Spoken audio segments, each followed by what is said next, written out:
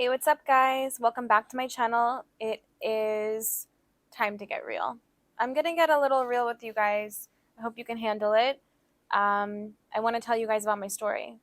I want to tell you about my upbringing. I want to tell you about how I got to the place in my life where I am now.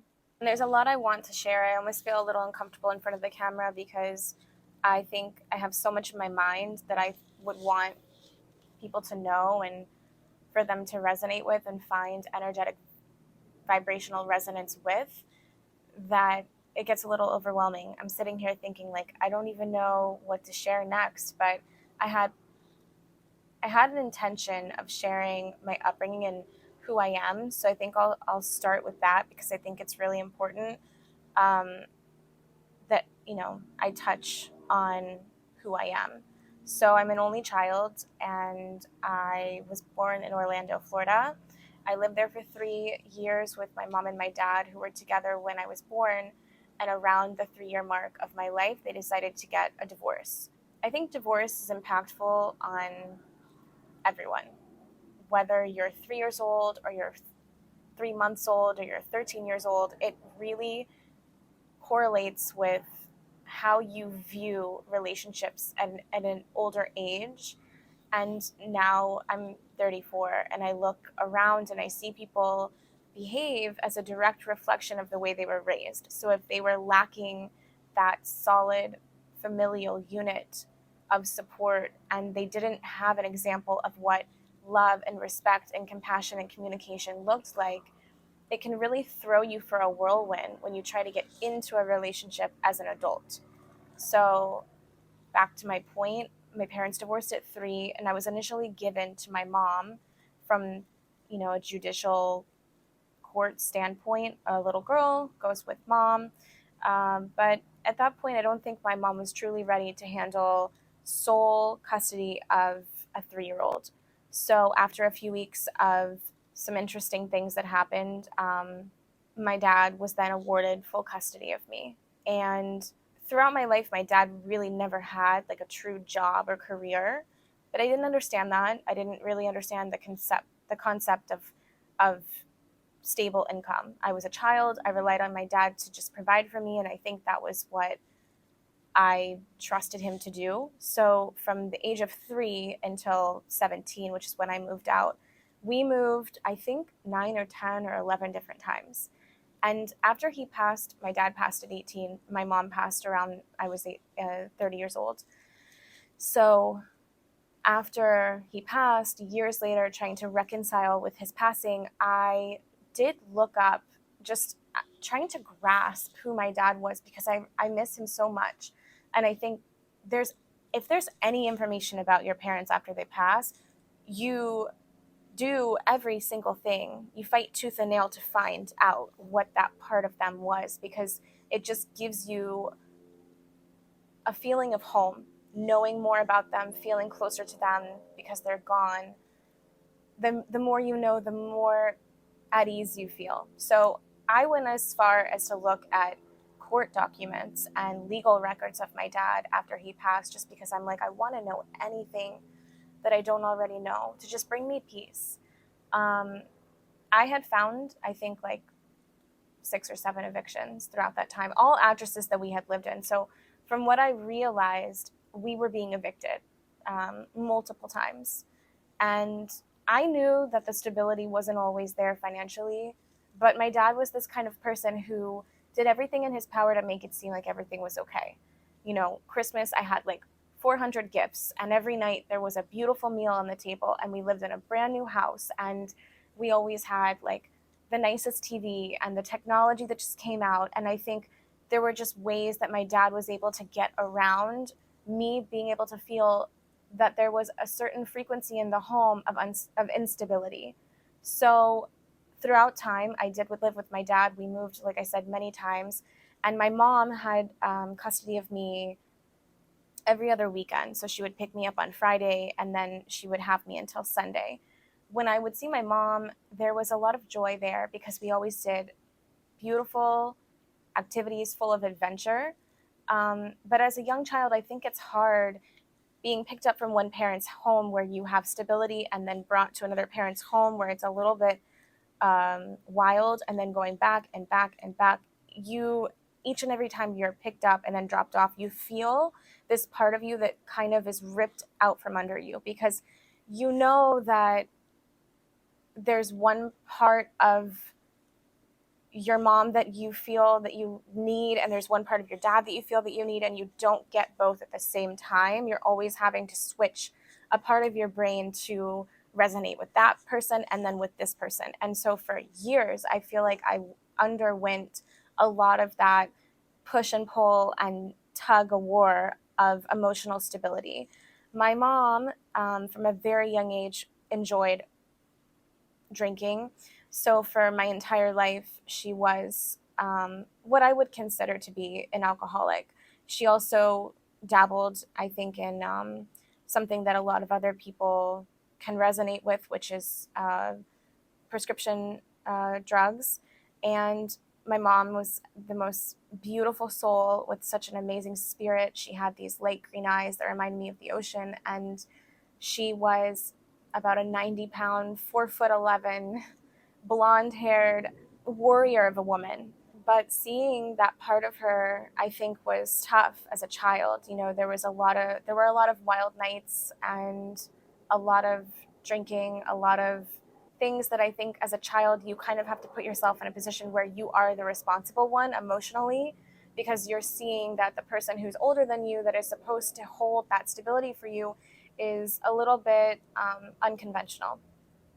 So that was, a big part of my life growing up. And I think also, I went through different school systems. So I went to like 3 different high schools. I went to 2 different elementary schools. There was always like a need to feel chosen by the people that I had just met. But they already had their crew and their people. And I think deep within myself, it was tough. And going to different school systems, I had to put on this act like I was accepted and I was popular and I was going to be a part of these groups regardless of being the new girl or being the girl who had moved so many times. Not to mention, I was, for a good portion of my life, which I later found out, we were on food stamps. So we would go to like the grocery store and we would go to pay with one of those cards, and my dad was on also like Medicare. And I remember there was like this one field trip where I was in junior high school and I really wanted to go, and my dad sacrificed so much for me to be able to go.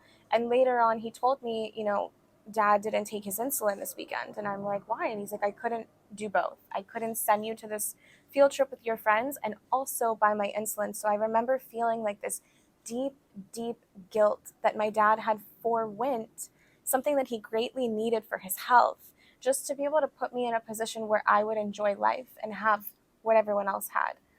So these little pieces of me as a child made me who I am. And my dad, he was diagnosed with a heart disease when I was 7, and they had given him just a couple of months to live at that time. He had a hole in his heart. It was apparently congenital heart disease, and it was hereditary. It's passed down from male to male. So I was said not to receive this, but my dad being over 400 pounds, he was a big man, and he had a heart disease. He had diabetes. He could barely walk. He was in a scooter, like a motorized scooter, since my age of 5, I think. And so, like in school, I was always made fun of, like, oh, she's the girl with the scooter dad. Oh, she has the fat dad. So that was something where I had to really block it out, because I love my dad so much, and I saw what he did for me, even when he was in pain and he couldn't barely walk. He would put a chair in the kitchen and he would go from his room to the kitchen to make me dinner sitting on this chair. And so for me, I was like, well, no one's going to put me down or my dad down, because look what he does for me. Look at what he's able to provide for me. And I saw my mom so infrequently that for me, I looked at love like it's someone who's willing to sacrifice for you and do for you, even when they're in pain, even when they're uncomfortable, even when it's hard. So for me, my dad was number one. He was my king. And he was very strict. I had like a camera outside of my room growing up. I would get on a phone call from a friend, and he would get on the phone at exactly the 30-minute mark and be like, Nicole, you need to get off the phone. He was super strict, and he gave a lot of rules from his heart to protect me because he had gone through so much. I mean, just like a side story of my dad, he was like, in his life, he was a cocaine distributor.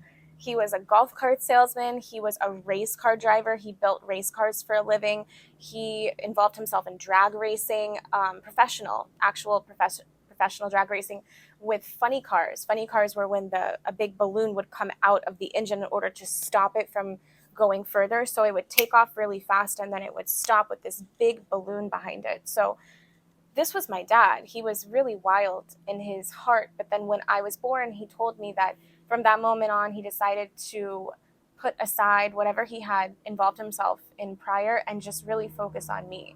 And he told me like he was still his biggest weakness when I was growing up was smoking cigarettes. And he told me when I was 3 years old, I walked up to him and I said, "Daddy, why are you still smoking cigarettes?" And he said from that point he stopped. So anyway, I was daddy's little girl. He was my world. And I gave him the utmost reverence and respect despite having been made fun of and knowing that he was super sick and he had all these things. And as you guys can probably tell, when he was given that diagnosis when I was 7, he ended up living until I was 18 years old. But he was very sick. You know, he was not walking very well. His legs turned like a shade of purple. He wasn't getting oxygen to his legs anymore or blood circulation because of his weight and the diabetes. So at one point they had wanted to remove his legs, but he couldn't because his heart condition. So towards the later part of my life, he ended up in a hospital bed and he was there living his life. His mind was great and his mood was great. And now thinking back on it, like my dad was just like, wow, like a great mood and all the things. And now where I am in my life, you know, he passed when I was 18, but where I am in my life now, I realize that he could have prevented so much because had he not gained the weight and ate the way that he did, he wouldn't have had the obesity and the diabetes. And then from that point, he would have been able to undergo the heart surgery, which would have saved his life.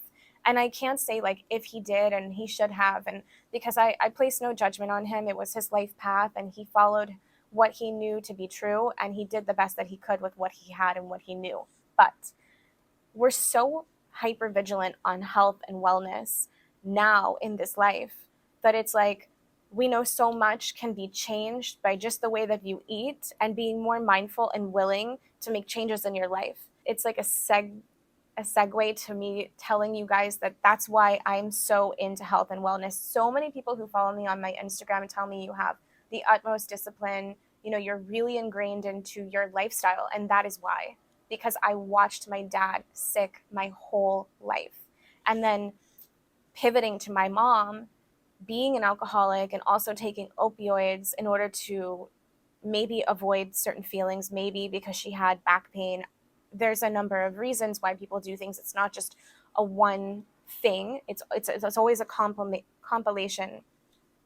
But looking at my mom in that regard, she had a lot of victim mentality and she was always enabled by her parents. They gave her whatever she needed. They bought her a new house and a car and they helped her in times of need. When my mom and dad got divorced, they were there for her. They put her through law school and she was able to become a paralegal and she was able to do things that kept her afloat and kind of rebuilt her in a way. But she suffered a lot, you know, and she was very wild. My mom lived as free as she possibly could. She was so free in her spirit and in her heart, and I honored that she was able to live that way without judgment for self. And although she had her weaknesses and she ultimately was her own biggest enemy and she was the reason for her own demise, she lived so free and so open, and she went fast through this life. She went through it, and I'm sure that she had so many moments of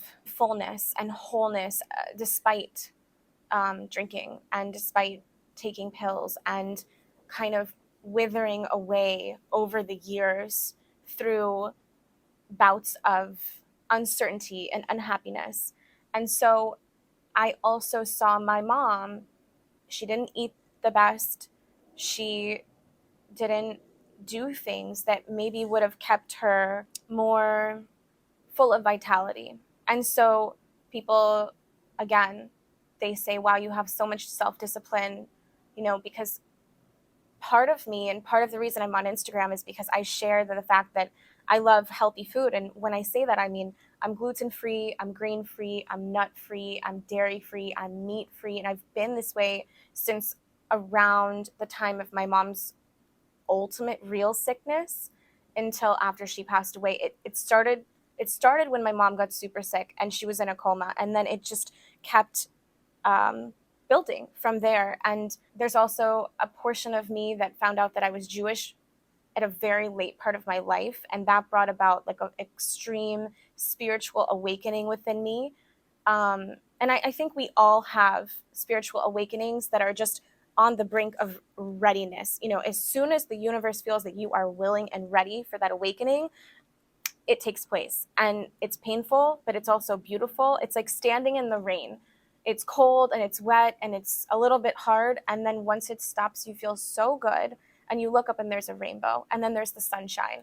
And I think that's what a spiritual awakening feels like. So during the time of my mom's ultimate real sickness, which was like the last year and a half of her life here incarnated into her physical body, my awakening began, and I started to change everything in my home. Like, I switched to clean products. I switched to non-dairy lifestyle, a non-inflammatory diet. I got rid of the meat. And it wasn't because it was cool then, because this was like almost 8 years ago. It wasn't talked about on Instagram. It wasn't talked about on Facebook. When I told people that I was going to start eating meat, yeah, they had heard of veganism and they had heard of people living this way, but it wasn't as cool or socially acceptable as it is now.